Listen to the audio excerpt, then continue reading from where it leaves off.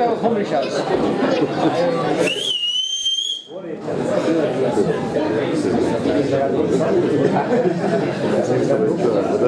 Liebe Gäste, ich darf euch heute begrüßen in unserem Maibaumstübel in Niedernhausen.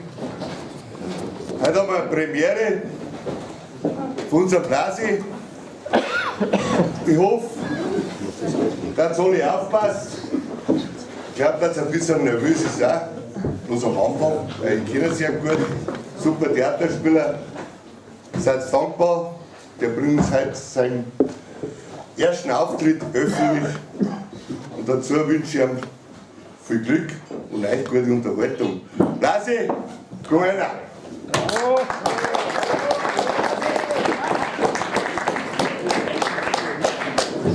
Ja, schön.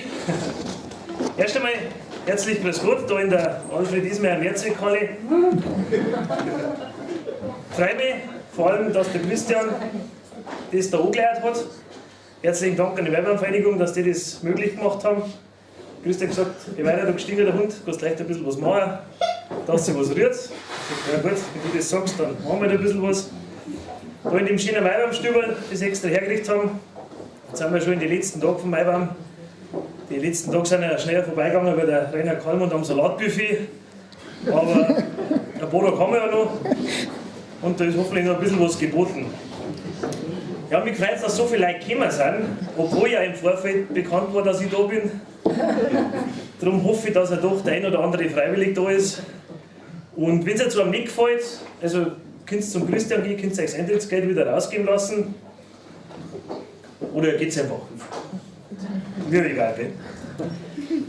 Eine Sorge habe ich, also ein bisschen nicht so euphorisch sein. Ich will jetzt nicht so bekannt werden, dass ich nächstes Jahr ins Dschungelcamp muss. Weil wenn ich mir das heuer angeschaut habe, die da drin waren, also vom Bekanntheitsgrad, war ich jetzt wahrscheinlich bald dran.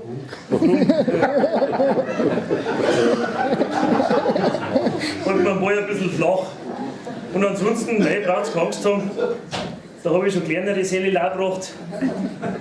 Aber nein, ohne Schmarrn, es war, also ich habe noch gar nie, noch keinen Auftritt, noch nie nicht gehabt, da wo jetzt noch nie nicht alle das nicht gefallen hat. Also liegt jetzt auch daran, weil ich noch gar nie einen Auftritt gar nicht gehabt habe. Ja, jetzt weiß ich gar nicht mehr, auf was ich hinaus will. Maibaumstübel, ja, Maibaum. Bloß einmal einen kurzen Tipp oder eine kleine Geschichte noch vom letzten Maibaum. Der war ja da noch oben beim Ostermoor und da ist was Lustiges gewesen. Die Nachbarin vom letzten Maibaum ist jetzt auch wieder die Nachbarin von dem Maibaum. Ich sage jetzt nicht, dass er noch ist. Auf alle Fälle war es auch die letzten Tage vom letzten Maibaum. Es war am Mittwoch, ich bin gerade meinen wöchentlichen Marathon gelaufen.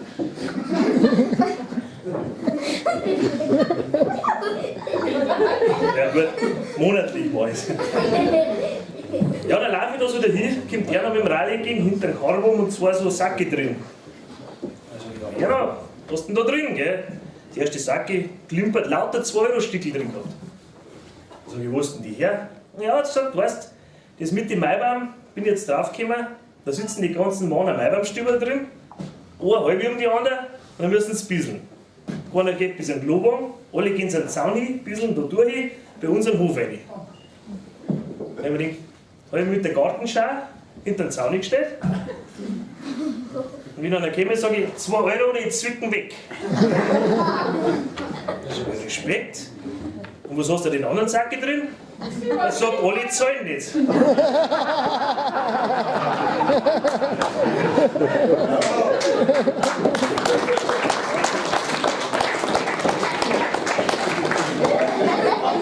Also geht es einen Klowagen aus, wenn es ein bisschen ist. Ich weiß nicht, wo die steht heute, aber die Gefahr ist da. Ja, gehen wir zurück zum Heiligen Abend. Mich freut es ganz närrisch, dass das in Neigen oder dass wieder Maibaum gemacht wird, dass die Leute finden, die sich da engagieren und das auf Füße stellen. Und wenn das muss am Dorf muss das passieren, dass sie da auch kümmern. Aber wenn sie da auf die Stadt oder was verlassen lässt, die kennen das auch, die ganzen Bräuche nicht mehr, sondern bloß nur bei uns. Und von dem her bin ich schon froh, dass wir da auf dem Land heraus sind. Weil das ist ja ganz was anderes. Wenn du jetzt der Stadt schaust, da sind ja die ganzen Interessen oder so, das ist ja ganz was anderes.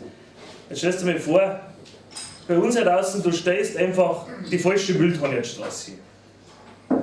In der Stadt drin interessiert das keinen Menschen. Bei uns hier draußen, da ist der Teufel los. Kirchenglocken, Steinigung, da ist das ganze Programm. So bei uns, da wenn der Radl gestellt wird, hat kein Mensch was gesehen. Aber wenn der gelbe Sog ist, ein Tag zu früh draußen. Mein lieber Schwan, da ist aber was los. Was die in der Stadt noch haben, das habt ihr auch schon gehört, das ist Komasaufen. Gibt es bei uns nicht, gell? Komasaufen. Du weißt, bei uns ist das halt vorklären, bevor man fortgeht. Also ich habe noch nicht gesehen, dass bei uns Komasaufen war. Was auch noch sehr interessant ist, der Unterschied Dorf, Stadt, ist das Thema Fahrschule, vor allem erste Fahrstunden. Wenn du jetzt in der Stadt drin Führerschein machst, erste Fahrstunde, hockt sich der da rein und dann sagt der Fahrlehrer, das erst erklären. So, 3 Pedale, das da rum ist Auto, Lenkradl. Am Dorf, wenn du Führerschein machst, hockst du rein, der Fahrlehrer sagt, du weißt, wie es geht, fahr mit zum Wirt, aber Durst. Ja, das sind nicht nur die, darum kommen auch so viele, ziehen zu uns aufs Dorf raus. Und jeder in der Nachbarschaft, das sind oft recht lustige, das sieht man dann am Sonntag, wie die dann mit dem Zahnbürstel das Auto putzen. Da habe ich neulich erst zugeschaut, wo ich am Gehsteig gesaugt habe. Aber die kommen halt zu uns, weil es bei uns draußen so schön ist. Ja? Vor allem im Gewand ist ein großer Unterschied. Also bei uns, wenn du jetzt wo vorgehst, ein sauberes T-Shirt bist du schon fast overdressed. In der Stadt brauchst du Markenklamotten, Designer, Prada, wobei es jetzt auch Prada gibt für Dorfjugend und für Dorfbevölkerung, heißt Engelbert Strauß. Das ist da recht verbreitet auch. Und die Probleme, die in der Stadt haben, was ist das? Ja, da kein Thai-Restaurant zum da, kein Bio-Lohn, kein WLAN. Die Probleme haben wir gar nicht. Denn bei uns sind wir ja froh, wenn uns nicht schon am Nachbarn seine Kuh am Hausgang reinscheißt. Da fällt mir jetzt gerade was ein, was ich letztes Mal gesehen habe. Bei der Sendung mit der Maus war das. Zackenbarsch. Also mit B, Fisch. Der, wenn er Beute sieht, dann greift er nicht an. Kennst du ihn schon? Sondern der umkreist die immer. Immer außen rum. Der macht das so lang, bis die das gar nicht mal als Gefahr wahrnimmt. Und dann schlagt er zu. Das kennt ihr auch, wenn es als Feuerwehrfest in Bar geht, so um 1, genauso läuft es da ab. Ganz genau. Und ja, so Feuerwehrfest, so Festlaufen darf ist immer was Schönes. Wenn du in den Bar gehst, eine Cola 3 €, ein Rischer 2,50 €, da wäre geschaut auf die Leute. Aber jetzt bin ich ein bisschen abgekommen. Ich war dabei, dass die Maibaum-Vereinigung da eine super Arbeit macht, dass die wieder Maibaum aufstellen. Und das ist wirklich viel Arbeit. Ich war auch schon in diversen Festausschüssen und sonst wo dabei. Und da ist viel zum Diskutieren. Aber über die Jahre habe ich das festgestellt, es gibt 4 Argumente, mit denen kannst du jede Versammlung, jede Festausschusssitzung kannst du immer durchargumentieren. Das erste ist, das haben wir schon alle so gemacht. Das zweite ist, das haben wir ja noch gar nie gemacht. Das dritte ist, das fangen wir gar nicht an, da kann da jeder kommen. Und das vierte ist, ja, da bleibt eh nichts über. Das stimmt. Die vierte, wenn du drauf hast, da jede Sitzung argumentierst du bis zum Schluss durch. Du kriegst immer recht. Ja, jetzt wenn ich mal so in die Runde schaue, soweit wie ich sehe, ist ein doch recht gemischtes Publikum. Auch schön. Ein bisschen Jüngere und ein bisschen, ja, nicht mehr ganz so junge. Dann würde ich sagen, fangen wir mit den bisschen nicht mehr ganz so jungen an. Dann nicht, dass die aufs Bett müssen oder was, das war ja schade. Dass noch die nicht da waren. Wobei, ich muss mir jetzt auch schon fast dazu erzählen, so wie ein bisschen Eltern. Ich meine, ich werde jetzt noch 40. Ich meine, in Mark waren das 80. Dort haben wir den Euro haben. Ja, du bist schon so alt, darf man nicht glauben, gell?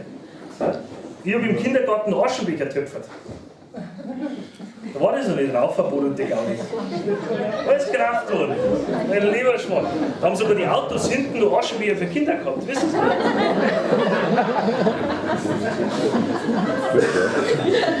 Ja, so alt wären wir schon.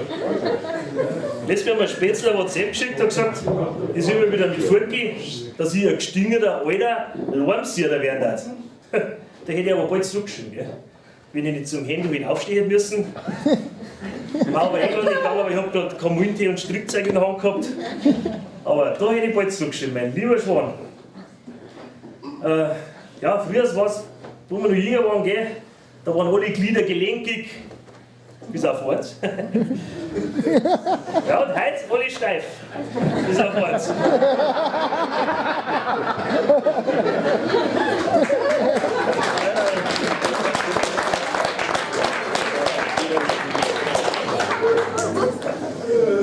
Was auch schlimm ist im Alter, es nimmt ja die Katerstärke nimmt ja zu. Also du bist ja, wenn du was saust, bist ja viel schlechter benannt, als was du jung warst.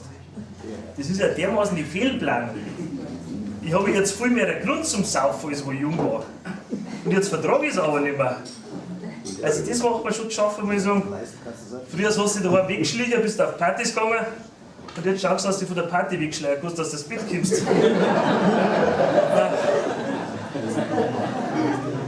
Das waren Zeiten. Ja, das war das, wo man denkt hat, 50 Pfennig für eine Kuh, Gleis ist teuer. Und dimmer als Tutti Frutti kein Fernsehen nicht sehen. Da haben wir uns gescheit täuscht. He? Jetzt Fernsehen schauen, ja. Mei, oh mei.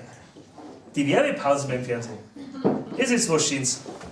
Da kannst du halt was erledigen. Gell? Je nach Sender ein bisschen unterschiedlich. Also wenn jetzt zum Beispiel, sagen wir, Pro7 in Werbung kommt, da kannst du halt ein Bier holen.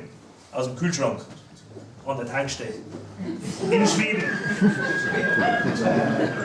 Bist du pünktlich wieder da? Ja, ehrlich. Die Werbepausen die dauern so lang, in der Zeit, wie man früher Frankreich sitzt. Ja, RTL ist auch nicht recht viel besser. Da bist du halt wie ein Junger, RTL-Pause bist du jetzt zum Bissl gegangen. Heute kannst du Urologie studieren, bis es wieder losgeht. Und da gibt es schon ein paar so Werbungen, oh, da kriege ich auf den Schlag offene Füße. Also da hat es ja die Seitenluft. Kennst du, was nicht, Check 24, Seitenbacher zum Beispiel. Was gibt es noch? K-Glas ist auch sowas. Und alles, wo der Mario Barth dabei ist. Das ist wow. Richtig gruselig. Ich habe jetzt also, erkennst du die Aufkleber für den Briefkasten, da steht keine Werbung. Das habe ich mir jetzt auf dem Fernseher gepackt. Heft, hau die Tür. Kommt da noch. Graffi. Ja, gut, da schaust du da einmal. Und die Werbepausen werden da unterbrochen immer wieder durch so Sendungen, heißen das. So, ich habe jetzt neulich angeschaut, das Game of Bones. Da weißt du das? Germany's Next Topmodel.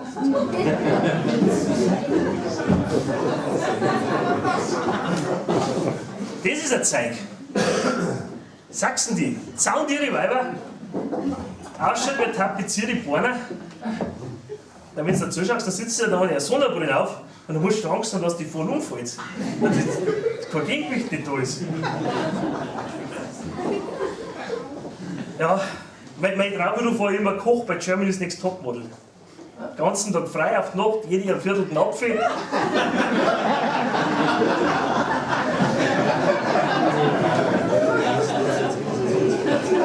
Ja, wir schauen, vielleicht wird das noch was. Das war genau mal wieder, glaube ich. Das kannst du aber genauso gut im Kindergarten auch tragen, da war jetzt kein Unterschied. Ich meine, die müssen gehen lernen und ständig trennst irgendwer. Also das ist eigentlich genau das Gleiche. Ich werde jetzt damit mitmachen, weil ich habe auch Modelmaße. Also ich bin ein Model groß und 2,5 Model breit. Ja, lang nicht. Ich habe schon mal einen Modeljob gehabt. Kennt ihr ein Gesicht mit Wurst? Wurst mit Gesicht. Nein, ohne Schmarrn. Ich habe einen richtigen Modeljob habe ich mal gehabt für eine Fitnessstudio. Die war jetzt zwar das Vorher-Model, aber Job ist Job, oder? Fernsehen, ja, was gibt's noch? Lustige Sachen. Einsatz in 4 Wänden, weiß nicht, wer das kennt. Da richten die so Obi-Bärdi, all die Hirn wieder her. Das müsst ihr euch mal rückwärts anschauen. Das ist ein schönes Haus und da kommt da so eine dicke Tante und haut alles über den Haufen. Das hext die. Aber die Krönung, was ich so sehe, ist Bachelor. Aber unbedingt, wenn du da ein bisschen was sagen möchtest, musst du das halt einmal anschauen. Habe ich mir die erste Folge angeschaut. Da schaust du 2 Stunden zu, wie Leute aus dem Auto aussteigen. Ohne Schmarrn. Eine nach der anderen. Und so viel Gescheite. Die Gespräche dazu, das ist, wenn du da anschaust, darfst du dich nicht hinlegen, weil da läuft das Hirn beim Ohrschloss. Deshalb bin ich durch Zufall auf die saudi-arabische Version gestoßen vom Bachelor. Der ist reingegangen und hat gesagt, ich nehme alle. Da war's aus.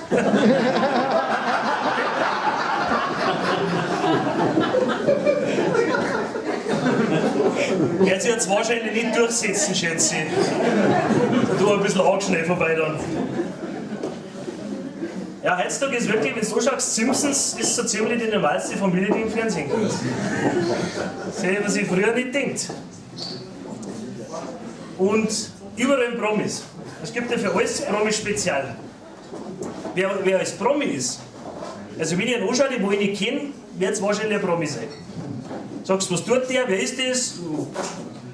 Irgendein Blogger oder irgendein Moderator. Alle haben Moderator. Alle. Hauptsache nichts arbeiten und dann prominent. Aber neulich daheim, auf einmal habe ich mir gedacht, im Wohnzimmer, irgendein Kind speibt sich die Seele aus dem Leib. Lauf rein, was war? Wendler im Radio. Wieder nichts gewinnen. Und es wird über die Promis, es wird ja alles aufzwingt. Du magst ja das gar nicht.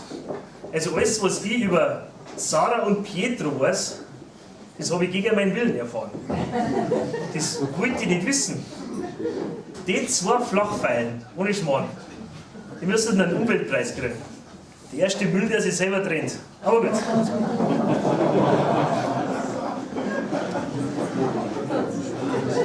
Ja, dann Musikvideos.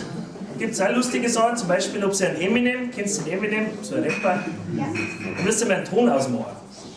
Das schaut aus, als würde ich einen Volldepp einen Weg erklären. Das müsst ihr mal machen. Eine super Sache. Ja, also früher das Fernsehen, das war schon schöner.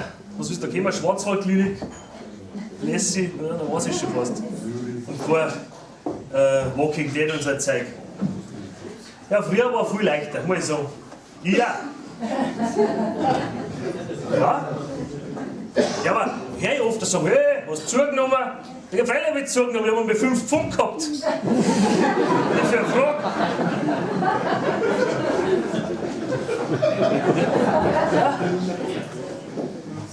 Ja, mit besseren Hälfte hat aber gemeint, es hilft nichts, da muss jetzt was gemacht werden. Sport, irgendwas, ich soll langsam anfangen, soll man einen Schrittzähler zulegen. Das Gute am Schrittzähler ist, der zählt alle Schritt. Also auch wenn du in den Kühlschrank gehst oder in den Keller gehst und ein Bier holst, zählt der alles mit. Von dem her eine super Sache, aber wenn ich zum Anfangen, ist mir da eine Nummer zu groß, kaufen wir das erste Mal einen Bewegungsmelder.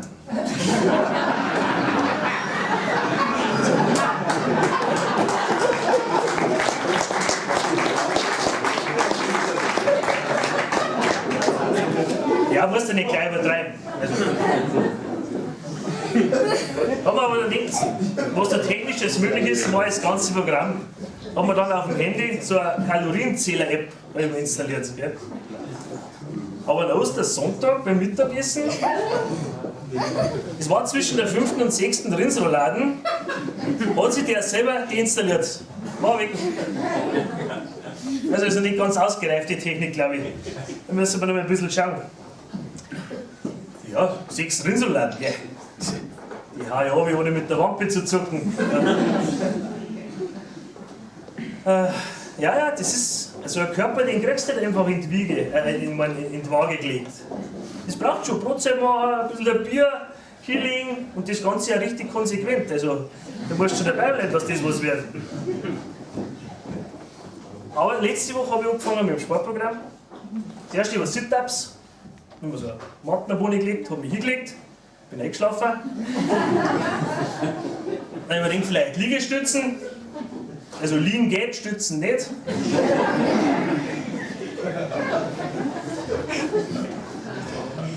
Dann war ich eine Stunde auf dem Laufband.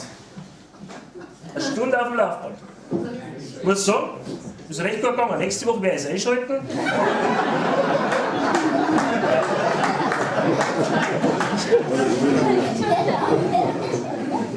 ich habe vorgestern habe ich einen neuen persönlichen Rekord im 100-Meter-Lauf aufgestellt. 68 Meter.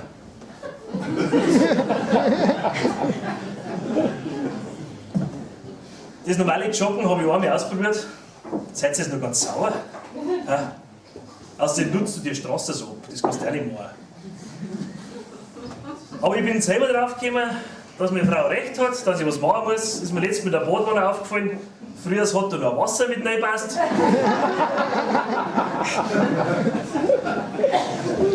Jetzt eher weniger.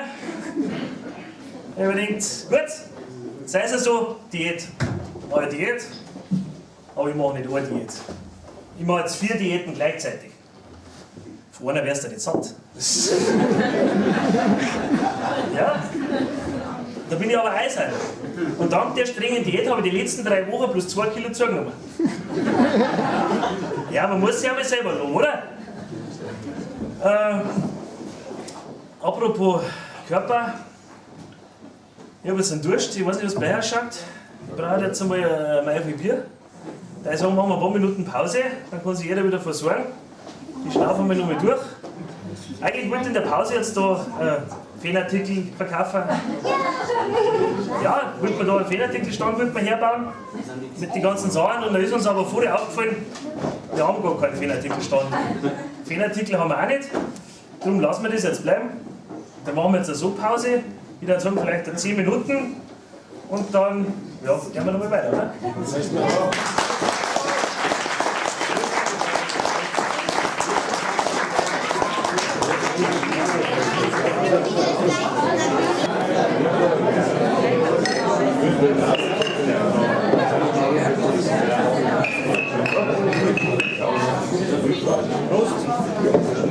So,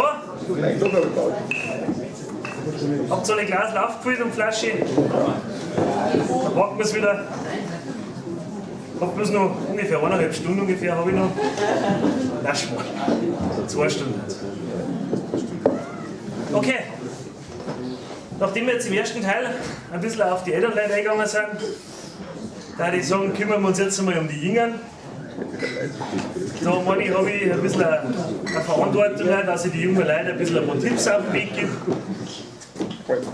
Gerade auch mit den heutigen modernen Sachen, die es da gibt, also auch soziale Netzwerke und so weiter. Egal ob das Facebook, Instagram, der ganze Zeug, ob das alles ist. Bin ich natürlich auch überall.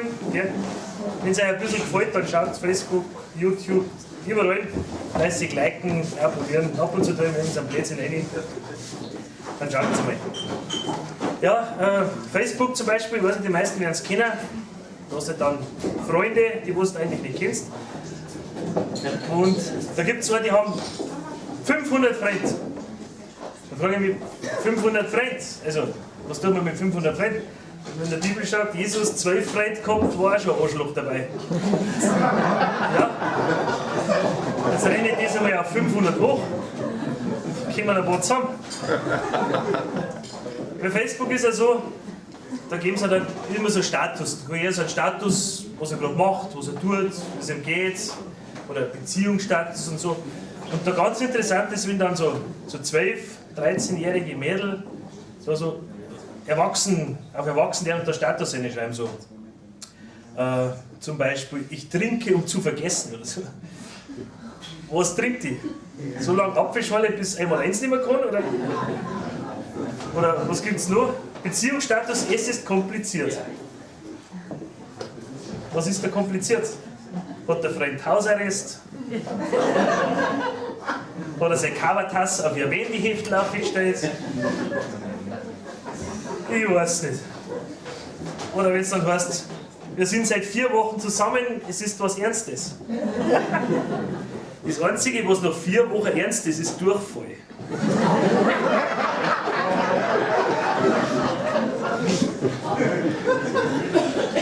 Ja? So auf Erwachsenen. Mit 15 ist schon ein Kind, aber am Handy eine Schutzhülle.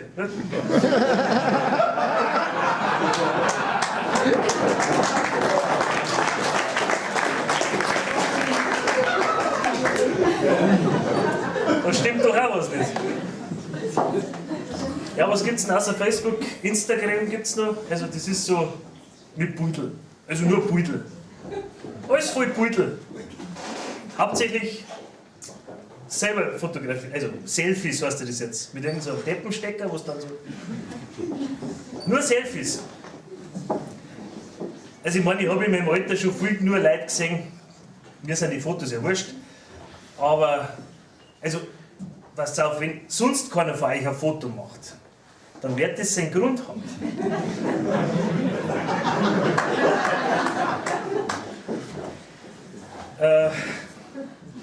Und vor allem, wenn du 25 Beutel brauchst, bis eins dabei ist, das einigermaßen geht, ja, dann bist du kreislig. Ja, da kannst du schauen, wie du es magst. Also wenn du ein Gesicht hast wie ein Eckau die Wirtshaustier, dann kannst du Fotos machen, noch und nöcher. Ich bin ja auch drauf gekommen, warum dass ich auf Fotos so komisch ausschaue. Ich mein Gesicht. Ja. Normal hat jeder irgendwo eine Schokoladenseite, bei mir ist das rundum irgendwie ein Pudding. Du kannst machen, was du magst. Ja, immer Selfies. Und dann 2 Stunden herrichten und dann ist ein spontaner Schnappschuss. Kommentiere ich oft gern mit, wir werden ja alle nicht jünger. Das kommt gar nicht so gut an. Aber das mit dem Schminken wird dann oft so übertrieben, dass das mit Schminken eigentlich gar nichts mehr zu tun hat. Also ein bisschen Gesicht in der Schminke, die kennst du ja dann auch gar nicht mehr. Die schauen ja nicht aus wie geschminkt, sondern das hätten sie beim Paintball verloren zum Beispiel. Die Wiener Chamäleon über die Lädchen läuft, auf den Schlag Burnout. Aber jetzt stellen Sie mir vor, so jemand wird entführt. Und dann suchen sie es aufgrund von so einem Beutel. Die findest du nicht. Du suchst Megan Fox, schaut aber aus wie Alf. Oder die Typen, die bei Herr der Ringe die Katapulte dozieren. Da hast du keine Chance, dass du die findest. Gut, verheiratete Frauen werden eher weniger entführt, habe ich gehört. Weil da kannst du nicht sicher sein, dass das Lösegeld gezahlt wird.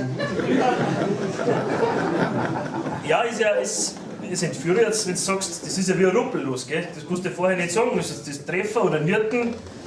Weißt du alles daher, wenn es herunten ist. Und so manche Damen, die machen fürs Aussehen oder fürs Äußere Sachen, da dazu ein Gebrauchtwagenhändler aber etliche Jahre ins Gefängnis kommen. Und ich habe gehört, dass man die neuen Handys kann man entsperren über Gesichtserkennung. Irgendwann muss ich dem Handy einmal lernen, wie mein Gesicht ausschaut, damit es das wieder kennt. Also mache ich das ungeschminkt oder geschminkt. Also kann ich die Hälfte vom Tag das Handy nicht hernehmen. Ja, da ruft dann an, muss ich mich erst abschminken. Also, Gesicht auf Werkseinstellung zugesetzt.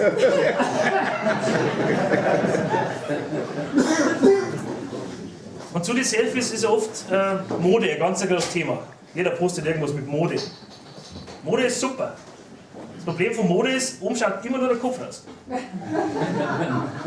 Mode kann schön sein, wer es mag, aber das, was dann, naja, was dann da für Trends so dicker Schal und knöchelfrei ist, das neue Arschgeweih. Ja wirklich, das ist keine Socken, Hosen aufgestrickt, aber ein Schal von da bis vor die nicht. So laufen die umeinander. Und die ganzen Trends, das hat sich herausgestellt, dass Männer mit Bart attraktiver sind. Als zum Beispiel jetzt Frauen mit Bart. Soll was dran sein? Schon, oder? Ja. Und ja, wenn wir bei dem Thema Mode sind, das geht ja schon bei der Unterwäsche an. Also früher hast du mit dem Schlüpfer von der Frau das Auto poliert, ohne Probleme. Heute musst du froh sein, wenn es für Klingel vom Fahrrad gelangt. Ja, so Tanga und so Zeug gibt es da. Ich habe mir auch wieder gekauft. Toller Zeug. Beim ersten Mal hat es schon im Arsch gewesen. Ja, geht gar nicht. Das ist nicht meins. Ja, früher, also ich meine, ich bin ja schon viel auf so Konzerte, ja, und haben die früher auch teilweise dann Schlüpfer für geschmissen. War eine Massenpanik, haben alle gemeint, das Stadion durchkommt, aber das hast du jetzt nicht mehr. Aber bei den Männern ist es auch nicht besser. Also wenn du vorgehst und schaust an so einen jungen Mo, dann bist du schon froh, wenn er die Hosen richtig roh hat. Und dann ein Bund da. Ja, genau. So weit haben wir noch nicht oben, wie wir aufs Klo gegangen sind. Ja. Und ältere Männer, Modestil, was ist das? Was über den Bauch geht, wird angezogen. Einigermaßen. Ah. Was ist bei Instagram auf den Fotos noch? Ganz wichtig oft Handtaschen.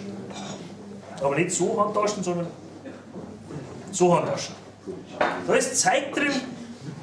Wenn du mir sagst, hast du eine Taschendecke dabei, alle, langen Zähne, Haarspray mit raus, Schminkkoffer, 2 Zeugen, Hohwas, alles ist da drin, bis da mal eine Taschendecke daherkommt. Jetzt bin ich mit dem Zug gefahren, dann ist, wenn ich da gesessen, ist die Handtaschen umgefallen, dann ist das alles da gelegen. Da hat der Trödeltrupp und Tine Wittler 3 Sondersendungen machen können. Nur mit dem Zeug, was da am Boden angeflogen ist. Ja, aber es geht ja heutzutage das mit den Fotos so gut über die Handys. Jeder hat Handy, überall kannst du Foto machen. Viele haben jetzt Festnetz, werden viele gar nicht mehr haben. Und wenn Festnetz, für was haben wir es dann? Das Handy rufen, wenn man es nicht findet, oder? Oder was anderes? Nimmst Festnetz gar nicht mehr her. Die wissen ja gar nicht mehr, wie gut das ist. Wir haben früher ans Telefon gehen müssen, dass man gewusst haben, wer da ist. Und die Nummern heutzutage werden ja bloß eingespeichert, dass man weiß, wann man nicht hingeht. Wenn man es gleich sieht, oh, nein, will man nicht.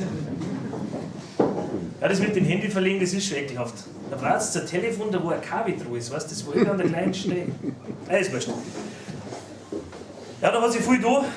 Moderne Technik, Facebook, Instagram und so weiter. Auch Gleichberechtigung, Männer, Frauen, Buben, Mädel. Also heutzutage Mädel den gleichen Durst wie Buben. Kein Problem mehr. Brauchen, saufen wir Seereiber, aber ein Shampoo für sensible Kopfhaut brauchen. Ja, wir wollen ja auch ein bisschen Prinzessin sein, weißt du? Aber wenn da um 3 in der Früh der Schuh abhaut, ist das nicht Aschenputtel, sondern du bist halt hammelvoll. Das hat ja mit dem gar nichts zu tun.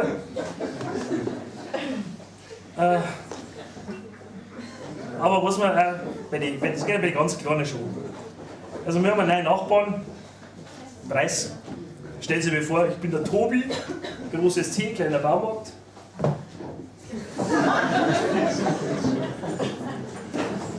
Und der hat so einen Buben. Ja. Der kleine Tarzan Napoleon, der ist. Ja. Haben wir einen Familienausflug gemacht, der bringt gut. Lässt den Buben mit ein, soll er mitfahren, dass er auch was sieht. Ah, das ist ein Intelligenzallergiker, mein lieber Schwan. Der hat Hirnsuppen auch mit der Gabel gegessen.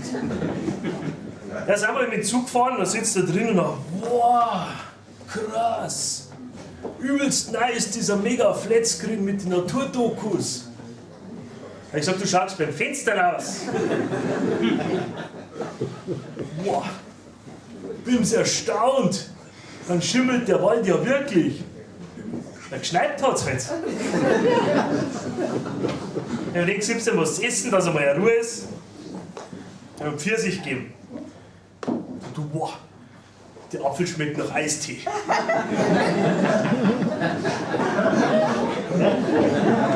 Da weißt du auch, dass die Schaukel ein bisschen noch an der Hauswand steht.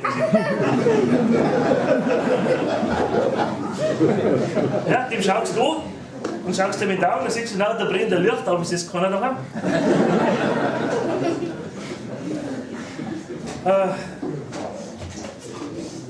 Wenn du dann mit seinen Kindern so redest eine Zeit lang, dann kriegst du ein bisschen Angst, wie das mit uns weitergeht. Also ich schätze mal, in 10 Jahren werden wir T-Shirts für Bangladesch an.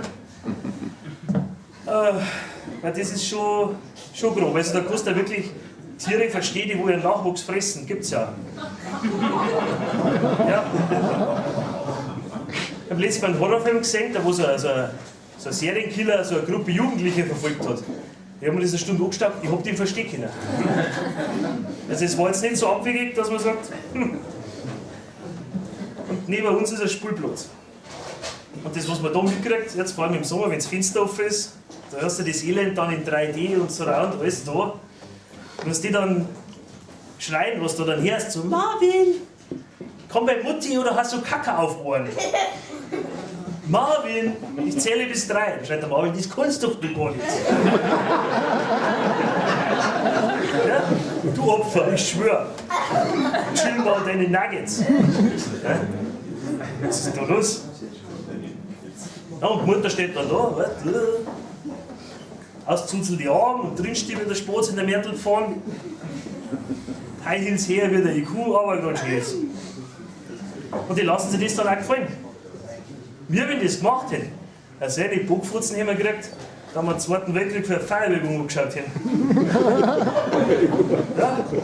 Ja, da weißt du aber, warum es schon mit Klettverschluss für Erwachsene gibt.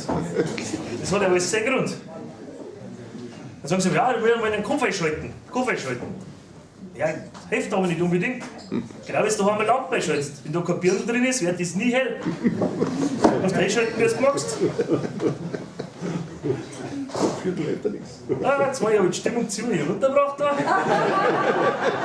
Ich stelle mir gerade vor, wie Helene Fischer beim Pokalfinale. Dann, da ich sagen, gehen wir langsam zum Ende. Mir fällt jetzt nicht mehr viel ein. An der Stelle würde ich gerne mal auf Weibervereinigung dringen, dass die das so super machen, dass wir halt ein Herz haben. Und vor allem bedanke ich mich bei euch alle, dass ihr gekommen seid. Habe ich nicht damit gerechnet. Ich habe gedacht, da sitzen wir gemütlich beieinander. Und schauen wir, wenn wir 4 zu Karten spielen sind, ist gut. Aber es war super. Dann mache ich jetzt langsam Feierabend, dass wir wieder zum Rhein gehen können. Wieder jetzt noch nicht, obwohl es ungesund ist. Ja. Ich habe Pflaster ausprobiert, Kaugummi ausprobiert. Das brennt alles nicht gescheit. Da haben wir wieder normal. An der Stelle noch ein kurzer Hinweis, also wenn Sie im Vergleich zu mir einen gescheiten Kabarettisten oder was wirklich lustig sehen wollt, am 30. ist der Bobby da. Da haben wir noch Karten. Wer ihn noch nicht kennt, unbedingt kommen. Wer ihn schon kennt, wird sowieso wieder kommen. Super Sache. Auf alle Fälle was zu machen, was Lustiges. Und dann bleibt mir nur noch Dankeschön fürs Kommen und macht einen schönen Abend. Los!